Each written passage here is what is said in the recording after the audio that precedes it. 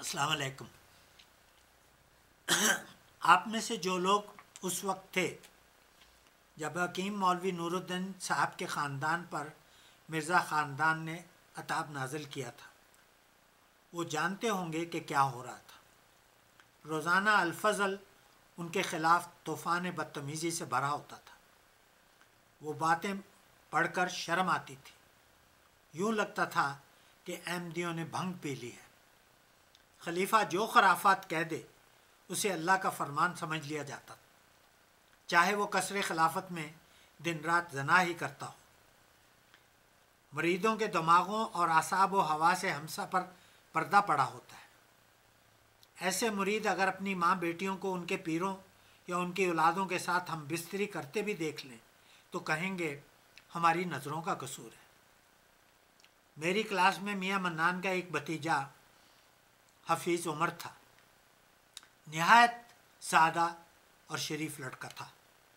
ہم رات بھر چاندنی میں بیٹھ کر باتیں کیا کرتے۔ میں نے اس سے پوچھا کہ یہ جو تمہارے خاندان کے ساتھ ہو رہا ہے کیا ہے؟ بولا اگر انہوں نے کوئی سازش وغیرہ کی ہو تو میں کہتا ہوں اللہ ان پر لعنت نازل کرے۔ کوئی سازش وغیرہ نہیں تھی۔ میاں منان اور ان کی اہلیہ جو لڑکیوں کے اسکول کی ہیڈ مسٹرس تھیں اپنی سادگی اور شرافت کی بنا پر لوگوں میں مقبول تھے۔ مرزا خاندان کو ڈر تھا کہ لوگ کبھی ان میں سے کسی کو خلیفہ نہ بنا دیں۔ حالانکہ احمدیوں کا خلیفہ نہ تو احمدی بناتے ہیں نہ اللہ تعالیٰ۔ اللہ کو کیا ضرورت پڑی ان کی واہیاتیوں میں پڑے؟ ان کا خلیفہ ان کا خاندان بناتا ہے۔ جب مرزا ناصر نے خلیفہ بننا تھا تو وہ صدر انجمن احمدیہ کا ڈکٹیٹر چیئرمین تھا، جس کو چاہے کراچی یا لاہور یا لائل پور کی جماعتوں کا پریزیڈنٹ بنائے، جس کو چاہے ہٹائے۔ یہی چمچے ووٹ دیتے ہیں یا پھر مرزا خاندان کے افراد۔ ووٹنگ تو فقط ڈرامہ ہوتی ہے، پہلے سے فیصلہ ہو چکا ہوتا ہے۔ چند سال میاں منان افسر جلسہ سالانہ رہے۔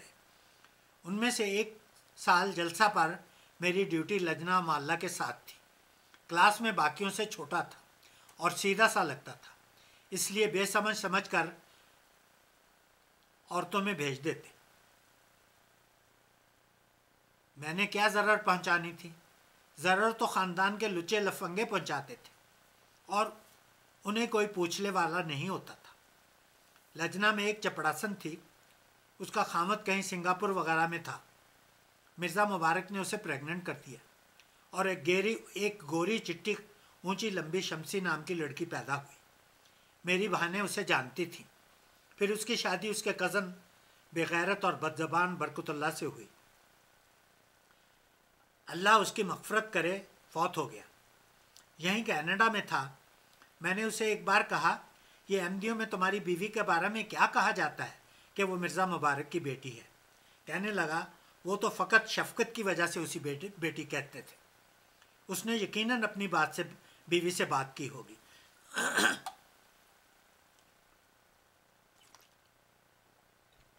اس کی وفات کے بعد جب میں نے اردو پوسٹ اخبار میں احمدیوں اور مرزا خاندان کے پول کھولے تو کئی عورتیں فون کرتیں اور کہتیں آپ بالکل ٹھیک کرتے ہیں۔ حقیقت میں عورتوں کا الا ماشاء اللہ کوئی دین امان نہیں ہوتا۔ انہیں تو اچھا کھانا کھانے اور پینے کو ملنا چاہیے۔ پتہ ہوتا ہے کہ خامد بدکار ہے، غبن کرتا ہے، بے ایمان اور جھوٹا ہے، شرابیں پیتا ہے، کبھی اسے روکیں گی نہیں، کیونکہ غبن کے روپے سے بازو سونے کی چوڑیوں سے بھرے رہتے ہیں اور بڑے بڑے ریسٹورنٹ میں کھانے کھائے جاتے ہیں۔ میرے مضامین کی تشہیر ہونے کے بعد شمسی نے مجھے فون کیا۔ اس بیچاری کا کیا قصور؟ وہ تو پیدا ہوئی، بڑی ہوئی، اس کی شادی برکت اللہ سے کر دی گئی۔ میں چند ایک بار برکت اللہ کے ہوتے ہوئے ان کے گھر گیا۔ بڑی لچر گفتگو کرتا تھا۔ شمسی کا مزاج اس سے بالکل الگ ہے۔ ان کا جوڑ ٹھیک نہیں تھا۔ اکثر جوڑ ٹھیک نہیں ہوتے، کیونکہ شادیاں کرانے میں بد کردار خلیفہ کا ہاتھ ہوتا ہے۔ باپ خلیفہ کے سامنے جھک کر کہتا ہے حضور فلاں جگہ رشتہ کروا دے۔ وہ لڑکی والوں کو کہتا ہے رشتہ کر دیں، میں ذمہ دار ہوں۔ خاک ذمہ دار ہوتا ہے۔ بعد میں جب گڑبڑ ہوتی ہے تو لڑکی کی طلاق حاصل کرنے میں مدد کر کے اسے مرہون منت کیا جاتا ہے، اسے احمدیہ بلڈنگ میں رہائش دی جاتی ہے اور اسے ویلفیئر سے ملنے والے پیسوں کو اپنے کنٹرول میں رکھا جاتا ہے اور اسے ہمیشہ کے لیے خاوند کا دشمن بنا دیا جاتا ہے۔ ربوہ میں بھی یہی ہوتا تھا اور خاندان کے افراد ایسی عورتوں سے بدکاری بھی کرتے تھے کیونکہ وہ مرہون منت ہوا کرتی تھی۔ شمسی نے فون پر مجھے بتایا کہ اس کے بیٹے تو گمسم ہو گئے ہیں، ایک اللہ میاں کی گائے ہے اور اس کا رجحان بدھزم کی طرف ہو رہا ہے۔ میں نے کہا کہ بگڑے ہوئے اسلام اور مرزا محمود کی بدکاری میں رچی ہوئی جماعت کا تریاق بدھزم ہی ہے، تم مجھے اس سے ملاؤ۔ ڈر گئی، کہنے لگی بھائی رفیق کہیں اس سے کوئی بات نہ بتا دے۔ اس کا خیال تھا کہ میں بچے کو کہوں گا کہ تمہاری ماں تو فلاں کی بیٹی ہے۔ میرا دماغ خراب ہے جو ایسی بات کروں، میں ربوہ کے سٹاک میں سے نہیں ہوں۔ مجھے شمسی جیسیوں سے ہمدردی ہے اور مرزا مبارک جیسوں کے بارے میں کہتا ہوں کہ انہیں ان کے عضو تناسل سے رسی سے باندھ کر درخت سے الٹا لٹکانا چاہیے۔ میں آپ کو بتا رہا تھا کہ میاں منان افسر جلسہ سالانہ تھے۔ میں لجنہ کے لنگر خانہ وغیرہ کی رپورٹ لے کر جاتا، بہت محبت سے پیش آتے، نہایت سادہ انسان تھے۔ ہلکے رنگ کی شیروانی کا صرف ایک بٹن لگا ہوتا، اس پر پان کے دھبے دکھتے، انداز میں کوئی درشتگی یا رونق کا شائبہ تک نہیں تھا۔ پھر کبھی کبھی پنجاب یونیورسٹی کے اولڈ کیمپس میں نظر آتے۔ انسائکلوپیڈیا آف اسلام کے ایڈیٹر تھے اور احمد بن حنبل پر بھی کام کر رہے تھے۔ ہو ہی نہیں سکتا کہ کوئی ان سے ملے اور ان کا گرویدہ نہ ہو، اور اسی بات کی مرزا محمود کو پریشانی تھی۔ اس کے مقابل جب میں نے ہائی اسکول کے بعد کالج میں داخل ہونا تھا تو کالج کے پرنسپل مرزا ناصر احمد کو ایک ہی نظر دیکھنے کے بعد میں نے ابا جان سے کہہ دیا تھا کہ میں اس کالج میں نہیں پڑھوں گا۔ باپ کی طرح طاقت اور آمریت کا خمار روئیں روئیں سے جھلکتا تھا۔ باپ بیٹوں میں انسانیت کی تو ذرا بھر رمق نہیں تھی، سراسر ہلاکو خان کے چربے تھے۔ جب ہمیں کینیڈا کی امیگریشن ملی تو میں جائزہ لینے جرمنی سے کینیڈا آیا اور ٹورانٹو میں اپنے سسرال کے طاہر بخاری صاحب کے گھر ٹھہرا، جو کینیڈا کی جماعت کے بیک گراؤنڈ میں پتلیوں کی رسیاں کھینچنے والے بڑے پردھان تھے۔ انہی دنوں قادیان کے زمانے کے گئے امریکہ کے مبلغ شکر علائی صاحب بھی ان کے گھر مہمان تھے۔ میری عادت ہے، میں نے مرزاؤں کے بارے میں پھکڑ چھوڑنے ہی ہوتے ہیں۔ اس تعلق سے میں ڈپلومیسی کا قائل نہیں۔ اللہ کے معاملے میں کیسی ڈپلومیسی؟ اور ان لوگوں کو اللہ سے کیا تعلق؟ یہ تو ہمیشہ سے شیطان کے ایجنٹ رہے۔ کیا شیطان کے چیلے کبھی مانتے ہیں کہ ان کے گرو میں کوئی گڑبڑ ہے؟ شکر علائی صاحب بڑے تحمل والے انسان تھے، میرے ساتھ کوئی بحث نہیں کی۔ میں نے امریکہ کا چکر بھی لگانا تھا، مسکرا کر کہنے لگے رفیق امریکہ آؤ تو میرے پاس ضرور آنا۔ میری بیوی کی کزن کے خاوند جو ڈاکٹر تھے بھی شکر علائی کے اخلاق سے متاثر ہو کر احمدی ہوئے تھے۔ انہیں کیا پتہ کہ شکر علائی صاحب کے پیر کی کیا کرتوتیں ہیں۔ شکر علائی صاحب کی امریکن سفید عام بیوی سے شادی ہوئی بیوی تھی اور وہ شکاگو کے نوا میں زائن کے مقام پر رہتے تھے۔ میں ان کے پاس پہنچا، مجھے لگا کہ میں کسی مبلغ کے پاس نہیں، اپنے ایک بھائی کے پاس آیا ہوں۔ میں نے آپ کو بتایا کہ احمدیوں میں بھی کہیں کہیں بے مثال انسان نظر آ جاتے ہیں، لیکن وہ انسان ہونے کے ناطے اندر کی حقیقت سے آگاہ نہیں ہوتے۔ ربوہ میں جب بعض پر اتفاق سے حقیقت آشکار ہوتی تو وہ پاگل ہو جاتے۔ میں شکر علائی صاحب کا مداح ہو کر واپس لوٹا۔ اگلے سال ان کے وقف کی مدت ختم ہو جانی تھی۔ ان کا پروگرام تھا کہ پاکستان جا کر گیس اسٹیشن وغیرہ لگا لیں گے اور آرام سے ریٹائرمنٹ کی زندگی گزاریں گے۔ تو وہ جائزہ لینے کے لیے پاکستان گئے اور مرزا ناصر سے ملنے بھی گئے، تو وہ آنکھیں پپوٹوں سے نکالتے ہوئے ان پر برس پڑا، تم میری اجازت کے بغیر کیوں پاکستان آئے، اور پتہ نہیں کیا کیا کچھ۔ شکر اللہ صاحب کو ایسا شوق ہوا کہ ان کا ذہنی توازن بگڑ گیا۔ واپس جا کر وہ پارکوں میں کھوئے کھوئے گھومنے لگے۔ ایک صبح نکلے اور جھیل کی طرف چل دیے، سیدھے جھیل میں گھس گئے۔ مجھے ڈاکٹر صاحب کا فون آیا اور بتایا شکر اللہ صاحب فوت ہو گئے اور میں ان کے جنازے پر جا رہا ہوں۔ میں نے ان سے کہا کہ میرے لیے بھی ٹکٹ لے لیں۔ شکر اللہ صاحب کو پہاڑ پر جس قبرستان میں دفنایا گیا وہ اصلی بشتی مقبرہ تھا، جنت میں بھی ایسی جگہ نہیں ہوگی۔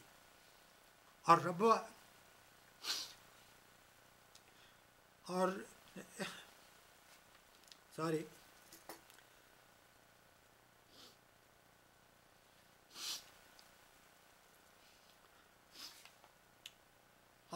کا سو کال بشتی مقبرہ، وہاں مرزا محمود کے پلیت جسد کی وجہ سے مجھے ایک پلیت قبرستان لگتا تھا۔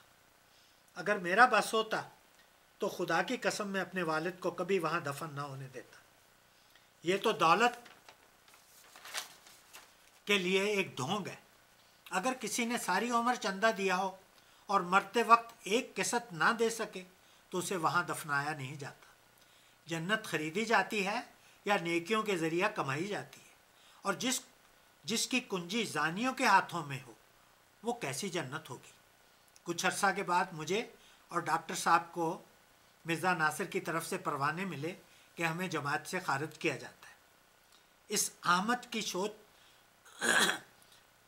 یہ مرزا ناصر احمد کی سوچ پر ہنسوں کہ میں کب اس کی جماعت میں داخل ہوا تھا، میں نے کب بیعت کا کوئی فارم بھرا تھا۔ میں تو ہمیشہ مرزا محمود، مرزا ناصر اور ان کی لعنت پر لعنت بھیجتا رہا۔ ڈاکٹر صاحب جن کی بیوی کا کوٹ ان کوٹ بڑے گھر سے تعلق تھا اور وہ بیوی کو ناراض نہیں کرنا چاہتے تھے، انہوں نے معافی مانگ لی۔ معافی کس بات کی؟ ایک شریف آدمی کے جنازے میں شمولیت کے گناہ کی؟ اور وہ کس نوع کے ڈاکٹر ہیں؟ ان کی مادودی جیسی داڑھی کی کیا حیثیت رہ گئی؟ گلٹ کی نروسٹی سے ان کے پپوٹے سدا جھپکا کریں گے۔ کہتے ہیں فزیشین ہیل دائی سیلف۔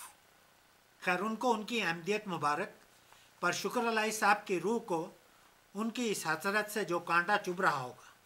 دیکھیں اس شریف انسان پر درندے کی طرح چنگاڑنے کی مرزا ناصر کو کیسی سزا ملی۔ وہ اپنی نواسیوں اور پوتیوں کی عمر کی بیوی کے ساتھ یورپ میں ہنی مون کا خواب نہ پورا کر سکا اور اسلام آباد میں عین اس کے اوپر اوندا ہو کر بے شرمی کی موت مرا اور اپنی دلہنیا کو اپنے بیٹوں کے رحم و کرم پر چھوڑ گیا۔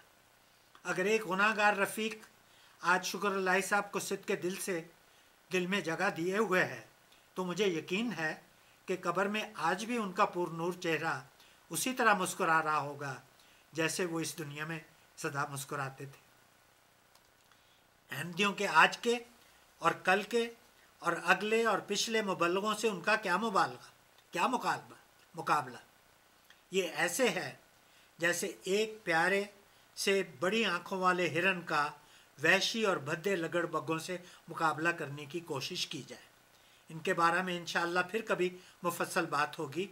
ان سب کو میں جانتا ہوں اور ان سب کے میں نے ربوہ اور دنیا بھر میں درشن کیے ہوئے ہیں۔ شکر اللہ صاحب امر ہو گئے اور وہ لاکھوں میں ایک تھے۔ طاہر بخاری نے مجھے کئی بار گھر بلایا اور کہا دیکھو وہ مرزا ناصر تھے اور یہ مرزا طاہر ہیں، تم واپس احمدیت میں آ جاؤ۔ میں کہتا نہ تو میں کبھی احمدیت میں تھا اور نہ مجھے اس میں آنے کی ضرورت ہے۔